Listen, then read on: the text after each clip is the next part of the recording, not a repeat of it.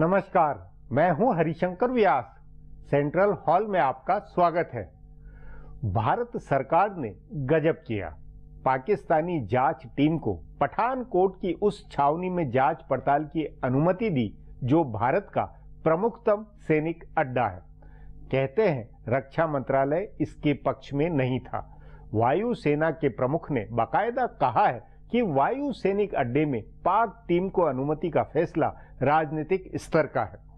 कल्पना करें, जो वायु सैनिक अड्डा भारत का लड़ाकू विमान बेड़ा लिए हुए है, जिसमें किसी भारतीय का घुसना भी असंभव है, वह पाकिस्तानी टीम के लिए खुला है।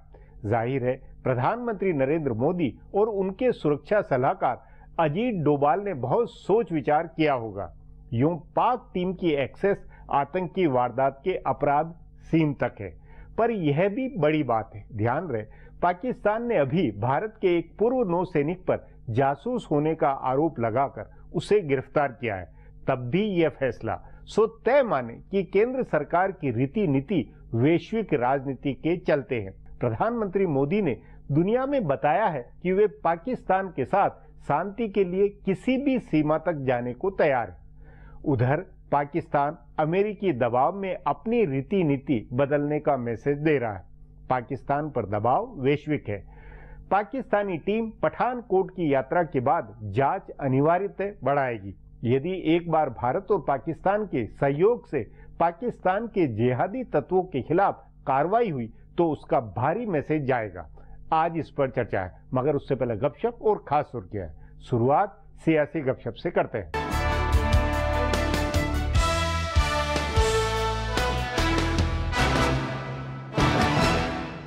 अरुणाचल प्रदेश और उत्तराखंड में कांग्रेस पार्टी की हुकूमत गिरने के बाद बीजेपी मुखालिफ जमातों को मुत्तहिद करने की कोशिश तेज हो चुकी है। इसके पीछे कांग्रेस के कई सीनियर रहनुमा लगे हैं। एक मंसूबे के तहत कांग्रेस के वुज़राए आला से उनकी हुकूमत डामाडोल करने की साजिश के इल्जाम आयद करवाए जा रहे हैं। पहले वीरभद्र सिंह ने इल्जाम आयद किया और उसके बाद असम के वजीर आला तरुण गोगोई ने इल्जाम आयद किया कि बीजेपी सैकड़ों करोड़ रुपए खर्च करके उनकी हुकूमत को गिराने की कोशिश में थी। एवान ज़ेरी में कांग्रेस के रहनुमा मल्लिकार्जुन खड़गे एक वफ्द लेकर सदर मोहतरम से मिले हैं और बीजेपी मुखालिफ जमातों की हुकूमतों को तहफ्फुज देने की अपील की है। दरअसल बीजेपी मुखालिफ जमातों को साथ लाने की पहल कांग्रेस अपने हाथ में रखना चाहती है, जबकि दूसरी जानिब अरविंद केजरीवाल भी इसी लाइन पर काम कर रहे हैं, लेकिन कांग्रेस उनको साथ लेना नहीं चाहती। केजरीवाल का पंजाब के बाद अगला निशाना हिमाचल प्रदेश है, इसलिए वो वीरभद्र सिंह की हिमायत में उतरे और कहा कि बीजेपी व मरकजी हुकूमत दिल्ली और हिमाचल की हुकूमत को डामाडोल करना चाहती है। उनके इस इल्जाम पर कांग्रेस ने खामोशी अख्तियार कर ली। बिहार के वजीर आला नीतीश कुमार इस मामले में कांग्रेस के साथ है। कांग्रेस के माहिरीन ज़राए के मुताबिक 5 सूबों के इंतखाबात के बाद ये मुहिम जोर पकड़ेगी, क्योंकि इलाकाइयों के मजबूत असर वाले सूबों में अभी इंतखाबात हो रहे हैं। इंतखाबात के बाद बाया महाज ममता और जयललिता को भी बीजेपी मुखालिफ इस मुहिम में लाने की तैयारी है, ताकि ऐवान में और खासकर ऐवान बाला में हुकूमत को तनहा किया जा सके। बिहार में हिज़्ब इक़्तिदार और हिज़्ब इख्तिलाफ दोनों इत्तेहाद में इंज़माम की पहल हो रही है। बरसरे इक़्तिदार इत्तेहाद की दोनों इलाकाई पार्टियों जेडीयू और आरजेडी के इंज़माम की कोशिशें चल रही है। बिहार के बाहर की पार्टियों में राष्ट्रीय लोकदल के रहनुमा अजित सिंह के बेटे जयंत चौधरी से गुज़िश्ता दिनों पटना में नीतीश कुमार ने लंबी बातचीत की। माना जा रहा है कि आरएलडी का इंज़माम जेडीयू में होगा, लेकिन कुछ चीजों पर अभी रजामंदी बननी है। माहिरीन ज़राए के मुताबिक आरएलडी के अलावा बाकी पार्टियों को इंजमाम में हिचकिचाहट है। कांग्रेस से इत्तेहाद की वजह से हरियाणा की पार्टी आईएनएलडी को परेशानी है, तो इसी तरह उत्तर प्रदेश की सभी छोटी जमातें, यहाँ तक कि पीस पार्टी, महान दल और अपना दल वगैरह भी अलग वजूद बचाए रखना चाहते हैं। दूसरी जानिब हिज़्ब इख्तिलाफ इत्तेहाद बीजेपी में भी इंजमाम की बहस शुरू हो चुकी है। हिंदुस्तानी अवाम मोर्चा के रहनुमा जीतन राम मांझी की पहल पर यह बहस शुरू हुई है। माहिरीन ज़राए का कहना है कि सूबाई बीजेपी के रहनुमा चाहते हैं कि एनडीए की जमातों का इंजमाम बीजेपी में हो जाए। इस सिलसिले में एक इजलास हो चुका है और दूसरा इजलास जल्द ही होने वाला है। माहिरीन ज़राए के मुताबिक मांझी के अलावा बाकी दोनों जमातों लोक जनशक्ति पार्टी और राष्ट्रीय लोक समता पार्टी के रहनुमा इस तजवीज को लेकर ज्यादा जोश में नहीं है। इन दोनों जमातों ने कम वक्त में बिहार में अपनी बुनियाद मजबूत की है, इसलिए वो अभी अपनी पहचान बनाए रखना चाहते हैं। कांग्रेस पार्टी में शीला दीक्षित और उनके बेटे संदीप दीक्षित की घर वापसी होती हुई नजर आ रही है। कांग्रेस के माहिरीन जराये का कहना है कि पार्टी के दोनों आला रहनुमा सोनिया और राहुल गांधी चाहते हैं कि दीक्षित मां बेटे की घर वापसी हो। उत्तर प्रदेश असेंबली इंतखाबात की तैयारियों में इन दोनों का बड़ा किरदार देखा जा रहा है और बताया जा रहा है कि उससे पहले दोनों की बावकार घर वापसी हो जाएगी। इसका एक इशारा कांग्रेस के प्रोग्राम में नजर आया। सोनिया और राहुल गांधी होली खेलने पार्टी हेडक्वार्टर पहुंचे तो वहां शीला और संदीप दीक्षित दोनों मौजूद थे। पुराने दिनों में सोनिया गांधी के हर प्रोग्राम में शीला दीक्षित जरूर रहती थी। होली में उनको बुलाए जाने से एक बार फिर ऐसा माना जा रहा है कि सोनिया गांधी के यहाँ उनका ग्राफ बढ़ा है। कांग्रेस के माहिरीन जराये के मुताबिक पार्टी को यूपी में ब्राह्मण और दिल्ली में गैर मुकीम चेहरे की जरूरत है। अजय माकन को राहुल गांधी की हिमायत है। इसके बावजूद पार्टी मान रही है कि उनके चेहरे पर दिल्ली में जीत मुमकिन नहीं है। इसकी वजह यह है कि पंजाबी वोटर्स का मुमकिन रुझान बीजेपी की तरफ है। इसलिए कहा जा रहा है कि माकन की कौमी तंजीम में वापसी हो सकती है और दिल्ली में संदीप दीक्षित को प्रमोट किया जा सकता है। इसी के तहत शीला दीक्षित को उत्तर प्रदेश में इस्तेमाल किए जाने की बहस है। उसका खाका क्या होगा ये अभी तय होना बाकी है। अब आज की सुर्खियां हैं, ये लीक से कुछ हटकर है और इनसे देश की दशा दिशा को बूझ सकेंगे।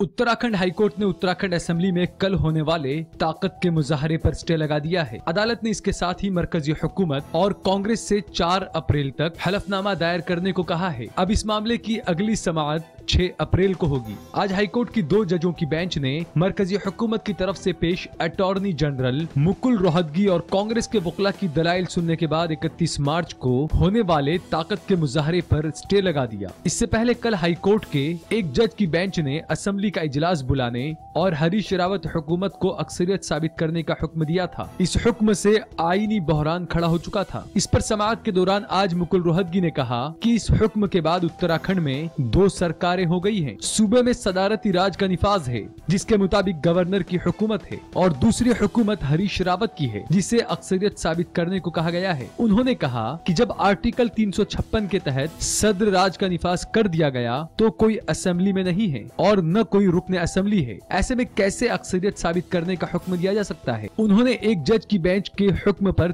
3 दिन तक रोक लगाने और मामले की तफसीलात से समाअत की अपील की। दूसरी जानिब कांग्रेस के वकला ने बागी अराकी ने असेंबली को वोट देने का हक देने के सिंगल बेंच के जज के फैसले की मुखालफत करते हुए दलील दी।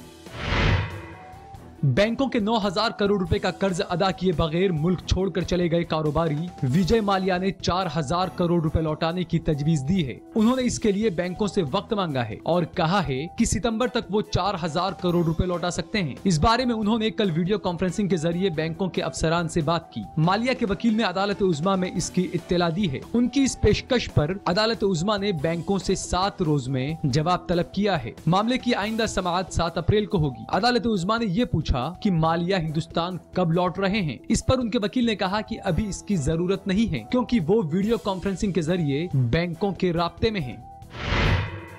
वजीर आजम नरेंद्र मोदी ने ब्रसेल्स में हिंदुस्तान के सबसे बड़े कारोबारी हामी यूरोपीय यूनियन के ममालिक के रहनुमाओं से मुलाकात की। गौरतलब है कि 27 रुकनी यूरोपीय यूनियन हिंदुस्तान का सबसे बड़ा कारोबारी हामी है। हिंदुस्तान की कुल सरमायाकारी में उसका हिस्सा 26% के करीब है। बहरहाल गुज़िश्ता हफ्ते ब्रसेल्स पर हुए दहशतगर्दाना हमले के साये में हिंदुस्तान और यूरोपीय यूनियन का इजलास हुआ। 4 साल पहले ऐसा इजलास दिल्ली में हुआ था। इस इजलास में खास तौर से दहशतगर्दी पर तबादला ख्याल हुआ। वजीर आजम ने पहले ही अपने फेसबुक पोस्ट में लिखा था कि हिंदुस्तान इस मामले में कंधे से कंधा मिलाकर ब्रसेल्स के साथ खड़ा है। इजलास में ज्वाइंट कारोबार और दीगर मसलों पर भी तबादला ख्याल हुआ और मोदी ने यूरोपीय ममालिक से हिंदुस्तान में सरमायाकारी बढ़ाने की अपील की। वजीर आजम कल अपना दौरा खत्म करके वाशिंगटन जाएंगे जहां वो एटमी तहफ्फुज इजलास में हिस्सा लेंगे। उसके बाद वजीर आजम नरेंद्र मोदी 2 रोजा सऊदी अरब के दौरे पर जाएंगे। कांग्रेस सदर सोनिया गांधी ने आज असम में कांग्रेस के लिए इंतखाबी तशहीर करते हुए वजीर आजम नरेंद्र मोदी पर हमला किया। उन्होंने मोदी के गुज़िश्ता दिनों दिए गए एक बयान को निशाना बनाते हुए कहा कि वो असम के चाय बागानों में काम करने वालों की तारीफ तो करते हैं लेकिन वो असली हालात से वाकिफ नहीं है। गौरतलब है कि मोदी ने असम की एक रैली में कहा था कि वो कुछ दिन पहले तक असम की चाय बेचा करते थे। सोनिया ने 3 बार वजीर आला रहे तरुण गोगोई की तारीफ करते हुए कहा कि उन्होंने चाय बागान के मजदूरों की मजदूरी बढ़वाई। उन्होंने कहा कि सब अब जानते हैं कि मोदी हुकूमत ने असम के साथ कैसा बर्ताव किया है। उन्होंने इल्जाम आयद किया कि यूपीए हुकूमत ने असम को स्पेशल स्टेटस दिया था, जिसे मोदी हुकूमत ने वापस ले लिया। सोनिया ने मोदी पर हमला करते हुए कहा कि उनकी हुकूमत ने असम को उस वक्त रोटी देने से इनकार कर दिया था जब ये सूबा सैलाब से जूझ रहा था। उन्होंने गोगोई की उम्र को लेकर दिए गए मोदी के बयान की भी मजम्मत की और इसे असम के लोगों की बेइज्जती बताया। महाराष्ट्र के शनि शिंगणापुर मंदिर में खवातीन की एंट्री को लेकर चल रहे तनाजे के बीच बॉम्बे हाईकोर्ट ने कहा है कि खवातीन को मंदिर में जाने से नहीं रोका जा सकता है। अदालत ने कहा कि हिंदू कानून के मुताबिक खवातीन को किसी भी मंदिर में जाने से रोका नहीं जा सकता है। अदालत ने हालांकि इस बारे में आखिरी फैसला नहीं सुनाया। उसने सूबाई हुकूमत को 2 दिन का वक्त देकर मंदिर में लगी पाबंदी के बारे में पूछा है और ये भी पूछा है कि क्या खवातीन को मंदिर में जाने देने से इसकी पाकी मुतासिर होती है। गौरतलब है कि महाराष्ट्र के वजीर आला पहले ही खवातीन की मंदिर में एंट्री की हिमायत कर चुके हैं। फिलहाल अब एक ब्रेक है, फिर खुलासा होगा।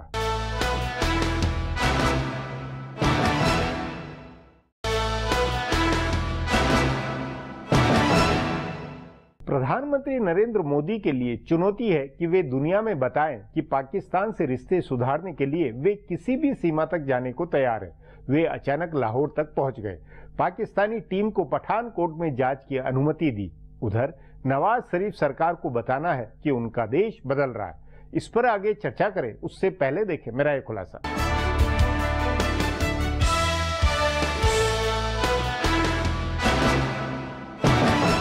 वजीर आजम नरेंद्र मोदी ने पाकिस्तान के तय हिंदुस्तान की पॉलिसी को बदला है। पठानकोट में एयरबेस पर पाकिस्तान की तफ्तीशी टीम का जाना इसकी एक और मिसाल है। इससे पहले वजीर आजम मोदी ने खुद लाहौर जाकर इसकी शुरुआत की थी। हुर्रियत कॉन्फ्रेंस के रहनुमाओं से कश्मीर के मसले पर पाकिस्तान की बातचीत को लेकर हिंदुस्तान और पाकिस्तान के दरमियान जो बहरान पैदा हुआ था, मोदी ने अपनी इन पहलों से उसे काफी पीछे छोड़ दिया है। पाकिस्तानी वजीर आजम नवाज शरीफ की बनाई तफ्तीशी टीम के हिंदुस्तान आने या न आने को लेकर कयासाराइयां लगाई जा रही थी, लेकिन वजीर आजम मोदी और कौमी सलामती मुशीर अजीत डोवाल ने पाकिस्तान के तय हमआहंगी दिखाने के लिए उसकी तफ्तीशी टीम को हिंदुस्तान आने का मौका दिया। पठानकोट हमले की तफ्तीश किस नतीजे तक पहुंचेगी, इस बारे में अभी अंदाजा नहीं लगाया जा सकता है, लेकिन तफ्तीशी टीम को हिंदुस्तान आने और स्ट्रेटेजिक तौर से हिंदुस्तान के लिए सबसे अहम दिफाई इदारों में से एक पठानकोट एयरबेस का दौरा करने की मंजूरी देकर हिंदुस्तान ने एक साथ कई चीजों को साधने की कोशिश की है। ये एक हकीकत है कि हिंदुस्तान और पाकिस्तान दोनों बातचीत बहाल करने और रिश्ते सुधार की पहल करने के लिए आलमी दबाव में हैं। इस दबाव में दोनों तरफ से महदूद पहल की जा रही थी। इस बार वजीर आजम मोदी ने ज्यादा जुर्रतमंदाना पहल कर दी है। उन्होंने उस पाकिस्तान टीम को हिंदुस्तान आने दिया जिसमें पाकिस्तानी खुफिया एजेंसी ISI का भी नुमाइंदा शामिल है। इस बारे में किसी को शक नहीं है कि हिंदुस्तान के खिलाफ चलने वाली दहशतगर्दाना सरगर्मियों में ISI का हाथ होता है। मुंबई हमले के मुलजिम डेविड कॉलमैन हेडली की गवाही से ये इल्जाम और पुख्ता हुआ है। हिंदुस्तान के इस फैसले से आलमी बिरादरी में ये पैगाम गया है कि हिंदुस्तान दहशतगर्दी से लड़ने के तई संजीदा है और इसके लिए वो पाकिस्तान के साथ भी ताउन कर रहा है। दुनिया के तरक्की याफ्ता ममालिक में इस वक्त दहशतगर्दी का जैसा खतरा पैदा हुआ है, उसे देखते हुए हिंदुस्तान का ये स्टैंड उन्हें यकीनी तौर से पसंद आएगा। दूसरी जानिब इससे पाकिस्तान पर भी दबाव बनेगा कि वो कार्रवाई करे। हालांकि शुरुआती कार्रवाई से ये इशारा गया है कि पाकिस्तान पठानकोट हमले की साजिश रचने वाले जैश ए मोहम्मद और उसके लोगों पर कार्रवाई की हिमायत में नहीं है। जैसी तफ्तीश उसने 8 साल पुराने मुंबई हमले में की है, वैसी ही तफ्तीश पठानकोट हमले में भी करेगा, लेकिन इससे उसकी पोल खुलेगी और वो आलमी बिरादरी में तन्हा हो जाएगा। अगर खुदा न खास्ता उसने हिंदुस्तान की तरफ से दिए गए सबूतों और अपनी तफ्तीश की बुनियाद पर दहशतगर्दों के खिलाफ संजीदगी से कार्रवाई की तो ये बहुत बड़ी बात होगी। वैसे भी पाकिस्तान अपनी जुनूब मशरिकी सरहद पर दहशतगर्दों के खिलाफ कार्रवाई कर रहा है। अगर वो हिंदुस्तान मुखालिफ सरगर्मियों में शामिल दहशतगर्दों पर भी कार्रवाई करे तो ये बहुत बड़ी बात होगी और इसका सेहरा नरेंद्र मोदी के फैसलों को जाएगा। तभी बीजेपी सदर अमित शाह ने भी हुकूमत के फैसले का दिफा करते हुए कहा कि पाकिस्तान को कार्रवाई करने का मौका देना चाहिए। बहरहाल तफ्तीशी टीम को पठानकोट एयरबेस में जाने देने की जबरदस्त मुखालफत हो रही है। कांग्रेस और आम आदमी पार्टी ने इसे इश्यू बनाया है। पंजाब इंतखाबात की वजह से दोनों जमातें वहां ज्यादा हमलावर तरीके से इसकी मुखालफत कर रही हैं। पाकिस्तान के साथ मज़ाकरात की हिमायती पार्टियों का ये स्टैंड हैरान करने वाला है। अब एक ब्रेक है, उसके बाद भारत पाक रिश्तों पर चर्चा करेंगे।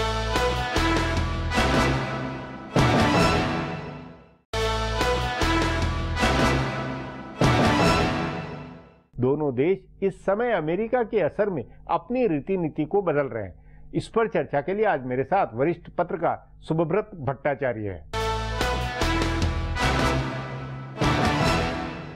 सुबो जी, पठानकोट की सैनिक छावनी के अंदर पाकिस्तान की जांच टीम जाके जांच करे, इसका क्या राजनीतिक मायने है? प्रधानमंत्री नरेंद्र मोदी ने आने के बाद से कई तरीके से पाकिस्तान से अपने संबंध सुधारने की कोशिश की है।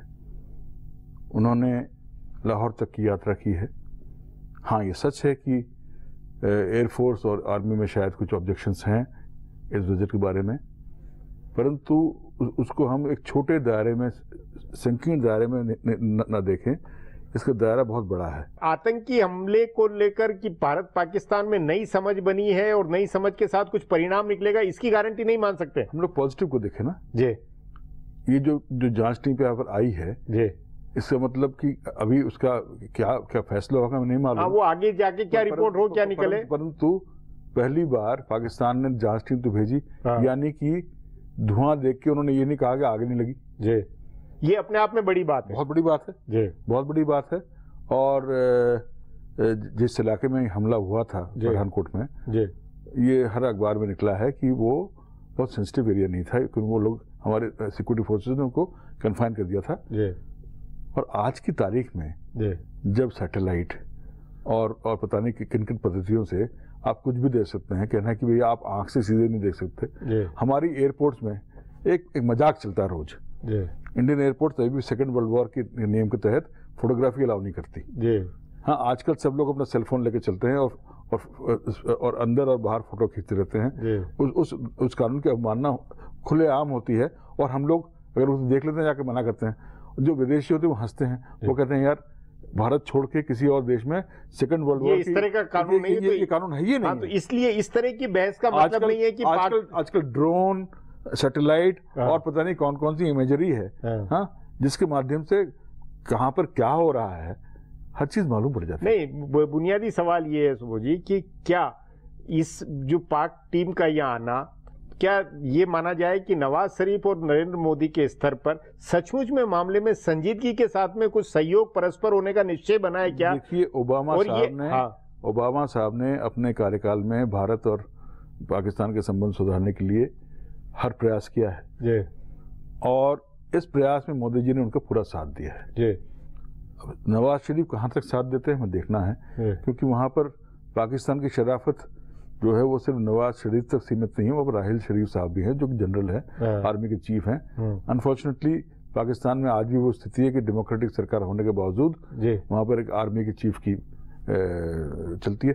ये अनुमति दे के इन्होंने नवाज शरीफ को बता दिया है कि मेरे भी आर्मी चीफ और एयरफोर्स चीफ की ऑब्जेक्शंस थी, पर मेरे यहाँ पर डेमोक्रेटिक राज है, यहाँ पर एज प्राइम मिनिस्टर मैं जो डिसाइड करता हूँ वो चलेगा। उस नाते ये माना जा सकता है कि भारत पाक रिश्तों में सचमुच में मोड़ आ गया, कुछ आगे बात बढ़ रही है। मोड़ तो आना पड़ेगा। मोड़ तो देखिए, मोड़ तो 1972 में आ गया था, जब इंदिरा गांधी ने शिमला में ही कह दिया था भुट्टो को कि भाई आज़ाद कश्मीर में आपकी सरकार वो आप चलाइए, हमारे कश्मीर हम सरकार चलाएंगे। और तभी से एक प्रयास चला है 1972 से ही। जंग जीतने के बाद इंदिरा गांधी ने कहा था कि भाई हम आपसे अमन और चैन चाहते हैं, तभी शिमला में बातचीत की गई थी। नहीं, वो उसके बाद तो फिर तो यही, उसके बाद तो पाकिस्तान ने ISI ने जिया ने पूरा एक इतना भारी वो युद्ध चलाया, शेडो युद्ध, कुछ भी रही हो। हाँ, पाकिस्तान की असली तो पाकिस्तान की नियत का सवाल है ना। 71 में आज भी पाकिस्तान 71 का बदला शायद लेना चाहता है कभी कभी, परंतु हिंदुस्तान ने 71 में जंग जीतने के बाद और 90,000 पाकिस्तान सोल्जर्स को अपने जेल में रखने के बावजूद अपना दोस्ती का हाथ और शांति का पैगाम दिया था। नहीं, वो सारी बात ठीक है, लेकिन आज जो मोदी कर रहे हैं उसी क्रम में है। वो वाजपेयी जी उन्होंने भी किया, लेकिन अंततः बुनियादी तो ये कि पाकिस्तान की बुनावट क्या बदलती हुई, मतलब आप भरोसा कर सकते हैं पाकिस्तान जब बना था, अब उसकी बुनावट का असली अब देखिए 1971 में पाकिस्तान की बनावट तो बिगड़ चुकी है। हिंदुस्तान को अपना दिमाग साफ कर लेना चाहिए इसमें। हम लोग इस इलाके के एस्टेब्लिश्ड पावर हैं, पाकिस्तान में एक न्यूक्लियर पावर है, पर पाकिस्तान का वो दर्जा नहीं है जो हिंदुस्तान का है, ना दुनिया में और ना ही हमारे क्षेत्र में। तो एक बड़े भाई के नाते हमें इस इलाके के एक जिम्मेदार पावर होने के नाते हमें जो रोल अदा करनी चाहिए वो नहीं सुबोध जी, वो तो लगातार सब सतत कोशिश होती रही है भारत की तरफ से, लेकिन घाव तो आखिर में अभी पठानकोट पे भी आतंकी तो सीमा पार से आए, अजहर और इनका मामला का कोई क्या करे। आज की बेसिक बात इकोनॉमिक्स है जी। और हमें हमारी क्लोज बॉर्डर्स, हमारी जो है अगर इंडिया और पाकिस्तान अपने ट्रेडिंग शुरू कर दे, अगर हमारी अगर बॉर्डर हम नहीं ये सब कर दें, लेकिन आतंक, लेकिन उस आतंकियों का क्या करेंगे? आतंक तो अभी ब्रसल्स में हुआ, आतंक तो पूरी दुनिया में हो वो रहा तो सब वहां तो अभी है, हम तो बहुत सालों से दशकों से झेल रहे हैं। देखिए नॉन स्टेट प्लेयर की जो बात करते हैं आप, सबसे पहले नॉन स्टेट प्लेयर कब आए थे? जब कवालिए भेजा गया 48 में कश्मीर में, तब से ही पाकिस्तान, वही तो मेरा कहना, पाकिस्तान का इतिहास कबाइली भेजने से लेकर आज तक पठानकोट तक वो है, उसके आगे कैसे करेंगे? हमें तो उसको भी साथ लेके चलना है ना जी। हम भारत ये नहीं कह सकता कि हम जैसे वाजपेयी जी ने सदा कहा था कि यू कैन चूज योर, हाँ वो सारी बात ठीक है, वो तो सब बातें हो गई, लेकिन 1947 में कबायली भेजने से लेकर अभी पठानकोट तक आतंकी भेजने का हमारा विभाजन ही ऐसा हुआ था, हमारा विभाजन ही ऐसा हुआ था। अंग्रेज जाते जाते यहाँ पर ऐसी बीच बोके गए थे, हम लोग चैन से न बैठ सके। हमें वो करना पड़ेगा कि हम लोग चैन से बैठे। जी सुबोध जी, बातचीत को यहीं समाप्त करेंगे। प्रोग्राम में आने के लिए बहुत बहुत धन्यवाद। हमारा प्रोग्राम अब यहीं खत्म होता है। आग्रह है प्रोग्राम पर अपनी राय hsvyas@nayaindia.com पर ईमेल करके बताएं या hsvyas@ट्विटर और फेसबुक /नया इंडिया न्यूज़पेपर पर जाहिर करें। अब कल फिर मिलेंगे इसी चैनल पर इसी समय।